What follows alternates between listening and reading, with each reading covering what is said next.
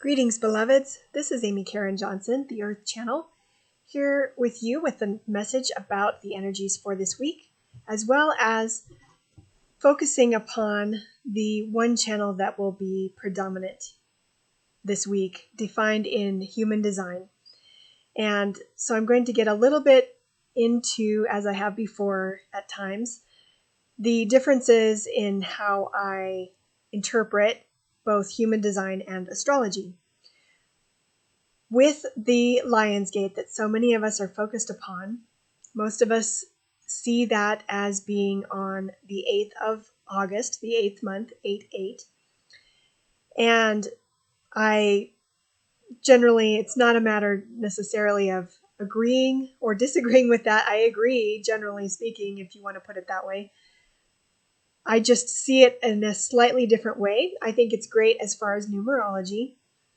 However, on the 8th of August, we are having a new moon, and in sidereal astrology, which looks at the actual placement of the constellations in the sky as they are in the moment, which I will share with you a couple of images of my star app and how that is so from just today. The new moon with the sun and the moon, of course, will be at the end of Cancer, the sign of Cancer. And so it might at first may seem like that's taking away from the theme of the Lion's Gate, which I don't want to disappoint you. I still believe there is definitely a strong theme of the Lion's Gate. The way I would interpret the Lion's Gate would be aligning with the star Regulus. Regulus. Just want to say that really clearly. It's the brightest star in the constellation of Leo. And the way that that energy is really strongly coming through both today, 8/8, as well as this week in general, is that the planets Mars and Venus are already deeper into the sign of Leo and have been for a little bit. And this week, Mercury will be aligning with Regulus, the first star, one of the first stars in that constellation as you're going around the zodiac. So that's a little bit more about astrology than I usually share. And so to show you how I bring that together with human design. Human design is also a form of astrology, and it brings together with astrology the 64 hexagrams of the I Ching. And it also brings together some concepts from Hinduism, like the chakras, for example. And last week I spoke about Ida, Pingala, and Sushumna, the nadis, or channels in Hinduism or Hindu yoga systems. And so I encourage you to go back and look at that video a little bit. I will speak mostly today about the Sushumna channel, which is the central channel that goes right up and down the middle of our bodies. So if you would like to run your chart in human design and see if any of the energies for this week align with your personal natal energies, you can go to any free chart creator such as humandesignamerica.com/chart. And if you don't know your birth time, you can use noon to start with and see how that resonates with you. This is just a starting place for all of us. We can all access these different energies. Some of them just seem a little more natural to us than others. And if you are interested in an approximate birth chart rectification to pin down what resonates best with you as a birth time, I do offer that now on my website, amykarenjohnson.com, if you'd like to go there. And that's /channeling after my website's homepage, or you can click on the link for reports and channeling to find it. So getting into human design, the gate represented by one of the hexagrams of the I Ching that aligns with Regulus, the star in Leo, the Leo constellation, is gate 29. That's where Mercury will be just a couple days into this week. And that gate or hexagram in the I Ching is referred to as the abysmal. Now, I don't want you to go away with the idea that it is a bad gate in any way. All of these gates have really beautiful expressions that can come to fruition either with time or potentially just as one of your natural gifts, if that's an energy that you were born with or an energy that you were able to embody early on in your life, potentially. That gate is located within the sacral center, which is the square. And in one of the charts I will share with you, it will be red because it is still being defined by the channel I spoke about last week, which was the 952. In another of the gates, the unconscious Mars that was defining that channel last week will have moved on by that time. And so it will be open or white. Second square from the bottom, I'm not sure if I completed that sentence to show you where that is, and I'll have it circled as well. At least the 29th gate. And so the sacral center is one of the most powerful motor centers in the body. The most powerful, I should say. But it does function based upon a response to things, stimuli, questions in particular. And so when it is turned on, it produces a great amount of energy. And one of the natural images associated with this 29th gate is that of a flooded ravine. And so the concept here is that there is a flood of energy coming. And if you're not able to channel it, to move with it, or direct it in a way that is healthy and good for everyone, you might sort of get swept along or swept away by it. And so if you get that yes response to something, try to see where it wants to go in terms of action of any kind, energy, however you might want to express that or look at it. Especially since it's Mercury, you may want to see how it wants to be expressed through communication of various kinds. I'm not going to focus upon Mars or Venus, which, like I said, have been in Leo for some time, but I do want to mention about the gate that the new moon is occurring in on the 8th of August today, as this video is coming out. That is gate 7, and I've mentioned before that while I do use the sidereal zodiac overlaid with a photo editing tool upon the human design chart, I keep the human design chart where it was originally intended when it was first channeled into the world in the 80s, with all of those gates and hexagrams in the same place, because those 8 gates that are within the G center, the diamond in the middle of the chart, all align with the equinoxes, solstices, and the midpoints in between those, known as sometimes the pagan holidays. And so the holiday associated with this particular gate, the 7th gate, is Lughnasadh. And in the I Ching, it is referred to as collective force. I think it's really fitting because there is a certain amount of collective force that is needed for harvest.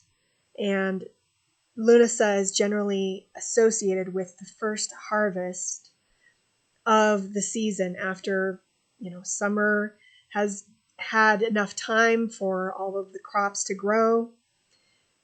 You can begin harvesting things usually around this time with the energy of that season, at least in the northern hemisphere. In the southern hemisphere, we have the sun, the sun is still aligned, technically speaking, with the 7th gate, but we do have the earth opposite of the sun in human design, always, and that gate also is in the G center, or excuse me, I always refer to it usually as the heart because it is right in the center there.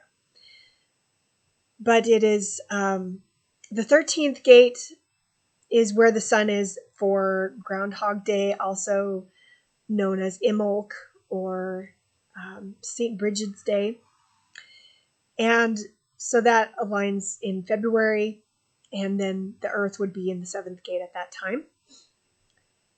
Fellowship is the theme of that particular gate, and you can, the pagan holidays generally originated in the Northern Hemisphere, so that's where these themes come from. I'm not aware of a system of holidays that is in the Southern Hemisphere like this that I can compare it to. If I find one, I may try to incorporate that in future videos. But fellowship is, you can see how that is sort of like the grounding energy. The 7th gate does point toward the throat center as well, so there is a little bit of that energy there. And so does the 13th gate, by the way. I'll have those circled as well. And, fellowship, like I was saying, helps ground in that collective force. We harvest things and we begin to gather in preparation for the coming winter, at least metaphorically speaking, so that we can support our community and enjoy fellowship with them, with everyone being taken care of. Okay, so the next thing I wanted to talk about is the channel that is defined predominantly this week, and that is the 2461. It is the individual, the central channel. Like I said, I was going to speak about the Sushumna or central channel in this video, between the Ajna or third eye center, sort of correlates around there, connecting to the crown center, or what in human design is known as the head center. So third eye to crown as far as chakras, Ajna to head as far as centers in human design, at least the way they call them. I prefer to think of it as the crown. And you can see there are 3 gates in the head center in human design, or crown. The 61st gate is that one in the middle, and it does relate to our pineal gland. And in the I Ching, it is referred to as the hexagram of inner truth. The 24th gate in the Ajna, or third eye center, refers to returning or return. And it generally speaks to a return to sincerity of some kind. I think of it as a return to our life's purpose, our dharma, sometimes relative to the innocence that we experience in childhood, that fresh, innocent, sincere way that we look and think of our purpose when we are children. We may not know our purpose in terms of what we want to do for a living, any particular mission that we want to carry out, but what we do know as children is how we want to feel and the truths that make us feel good like that. And so when we return to that fresh place of innocently believing in our particular truths, as we did when we were children, like I will share in a moment in the chanted poem for this week that speaks to the essence of this channel.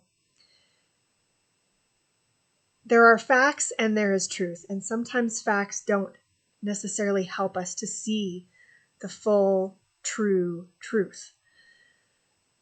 And again, the 61st gate being inner truth speaks to that as well. This is an individual channel going right up the center like this, and also is a projected channel, which I haven't spoken of for a while. And with projected channels in particular, especially though individual projected channels, that particular truth that you know and hold dear perhaps may just be for you. It doesn't mean you can't express it. You can. You absolutely can and should express your truth. And yet, you need to let go of trying to control whether someone else accepts your truth. They can hopefully hear your truth, but you can't necessarily control that either. And so it's like a songbird singing its song. There's another metaphor that I'll chant for you next soon. But, in a forest or perhaps a jungle, the songs of the birds, everyone is just letting loose and expressing. And at the same time, and it may or may not be anywhere near the same song from one to another. And yet it can sound like a cacophony, a ruckus, Potentially some people might think of it as unpleasant, but they can leave if that's the case. It's just a matter of allowing everyone to express their truth as they would like, and ideally, hopefully, with time, with patience, and with flowing. That's another key thing here. We shouldn't always be stuck up in the head all the time. We can perceive these truths, perhaps perceive some facts even, but then we need to let our awareness flow down throughout the rest of our bodies and observe how each of them makes us feel. And there's no reason really to hold on to truths or facts that make us feel bad. If at first one does make us feel bad, that's probably an indication that, number one, we can find a better way, and number two, we need to just let it go. There will always be either another way to express a truth or another truth for us to focus upon. And that good feeling is that signal that shows us where our attention is ideally placed. And in a lot of ways, that is our life purpose, and our dharma is to follow your bliss in a way. It doesn't mean that we never feel bad. It doesn't mean that we never have any unpleasant feelings. But even grief, for example, we wouldn't have grief if there wasn't something that we didn't love at some time, and then we lost it. And so the way to transmute grief is not to rush anything, of course, but to identify and have gratitude for that thing or person that we loved, for the aspect perhaps that we loved so much, and to find a way to incorporate it into ourselves, into our lives in some way. It may at first feel like it's difficult and you can't, but I guarantee there is some way, some tribute you can pay, some memento, some way that you can have that expression and that essence continue on in your life somehow. I quickly do want to mention one more thing about these centers. Those who have these centers defined, and someone who was born at this time will have both of these centers defined. They will have a very consistent access to their truth, and it will be very difficult, at times at least, for them to see any other kind of truth. And sometimes that can be a good thing, because then they aren't necessarily tempted to focus upon truths that don't make them feel good. At other times, it can be difficult when they have trouble finding the higher expression of their truth, the one that more easily harmonizes with other people's truths. Whereas if you have these centers both open or white in your chart, even just one of them, but typically this is most true for the people who have both of these centers open and white in their charts, you will hear other people's thoughts. Their truths will sort of float into your head from time to time, and you may get stuck on them from time to time. But often you will be more impressionable to at least hearing those thoughts that they have, those truths that they have, and those facts that they are focused upon.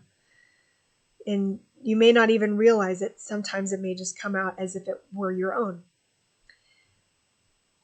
And that can be used to your advantage, even though it may seem like a disadvantage sometimes. With these centers open, you are more able to channel divine truth in any moment, and that truth as it needs to be expressed in the world in any one moment can change a little bit, especially here in the physical planes, third, fourth, and fifth dimensions even. So always try to remain open to the highest truths, the truths that feel best to you, and be open and free about allowing the different ones to come through as needed without feeling the need to hold on to them necessarily. Sometimes I include myself among you, I have both of these centers open in my natal chart. We can be perceived as being airheaded at times because we have so many of these different thoughts and truths sort of coming in and out of our heads at times. And at first, in particular, it can be really difficult to figure out what is best to hold on to. You can be judged at times, but with time, you can find the patterns. And this is one of the reasons that I love the I Ching and human design, which incorporates so many different sides of truth, different facets of truth with the 64 hexagrams. You can see the pattern, you can see the wisdom in the cycles of the planets and the cycles of nature, which are mirrored in these hexagrams and gates. And so there is no gate that does not contain wisdom, and no gate that cannot be expressed as a higher truth of some kind. Okay, now we will get to the chanted poem, and after that we will listen to a channeled message from Mother Earth, Gaia. Think about what it is you know, but don't stop there, let it flow. Sometimes facts shed no light on truth, but rather leave one in darkness uncouth. Which of these brings a smile to your face, and does it then smiles on others erase? We are all unique in who we are. Our truth can radiate just like a star. Sometimes those stars for others light the way, and other times can burn to their dismay.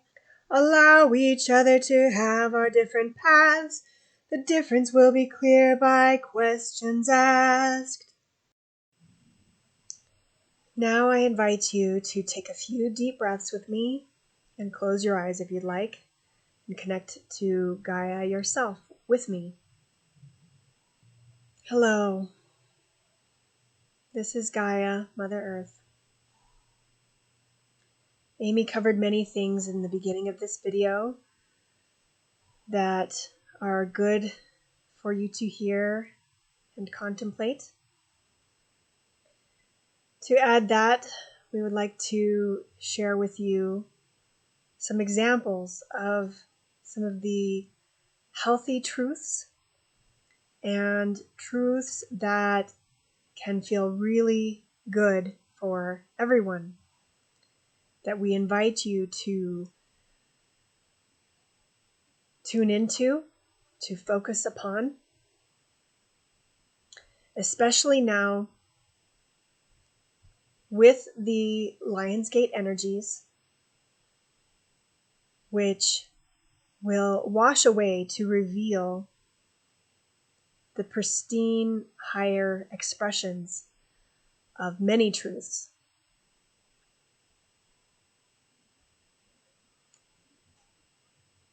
There are truths that come as gifts and that build upon each other. And other times there are truths that have been buried and need to be uncovered.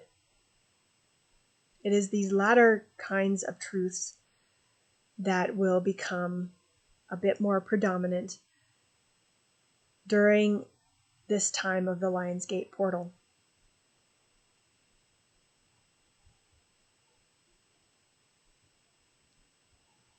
One truth we invite you to focus upon is that there is enough health for everyone to be healthy.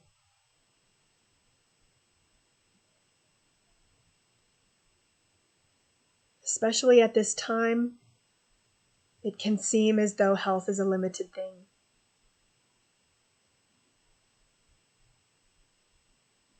Especially as children return to school,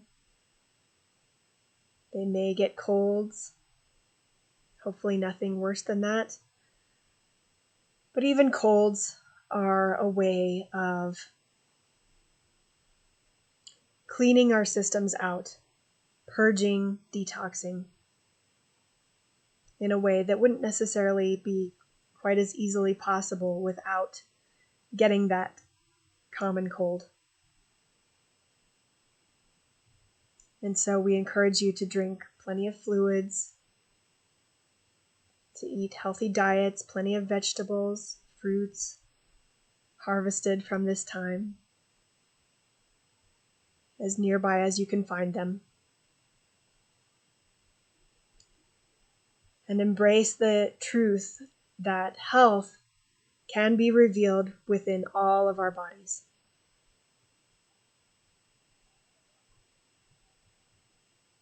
Another truth is that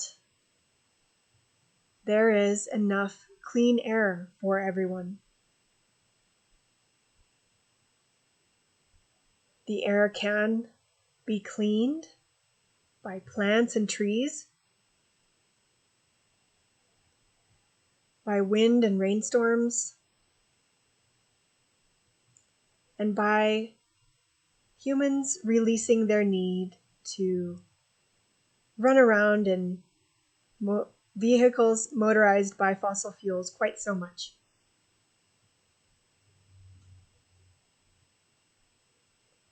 You can embrace the stillness that Amy spoke of last week with that channel. That is so necessary for really getting in touch with the truths that feel best to us. It makes it easiest to truly relish them.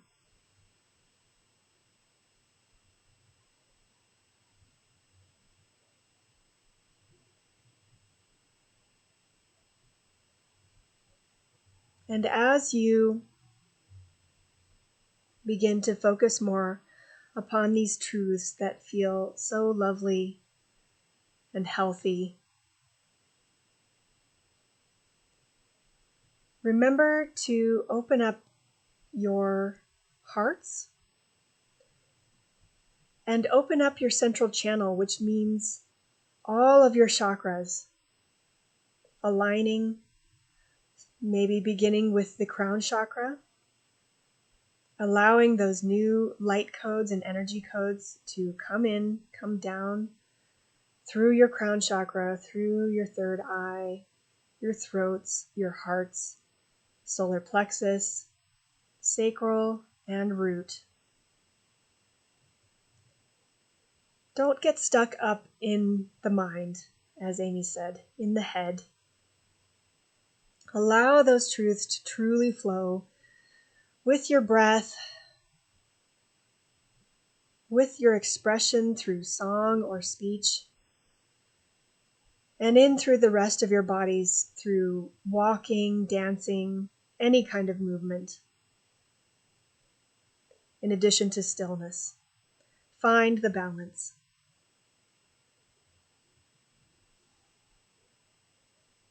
And then let those feelings come back up through your root, your sacral, solar plexus, heart, throat, third eye, and crown.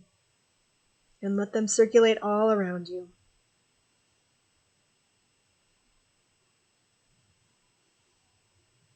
Send love to yourself and send it out to everyone around you, everyone in the world. Because love truly improves everything. It helps all goodness to grow. And then receive those right back to your heart again. Let that be another kind of flow.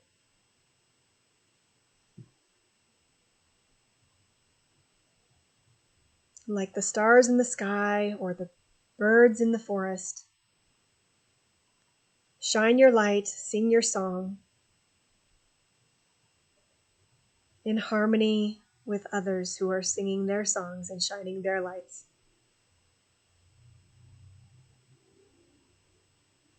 And as you get clearer and purer in expressing your truths, it will be that much easier to harmonize with others.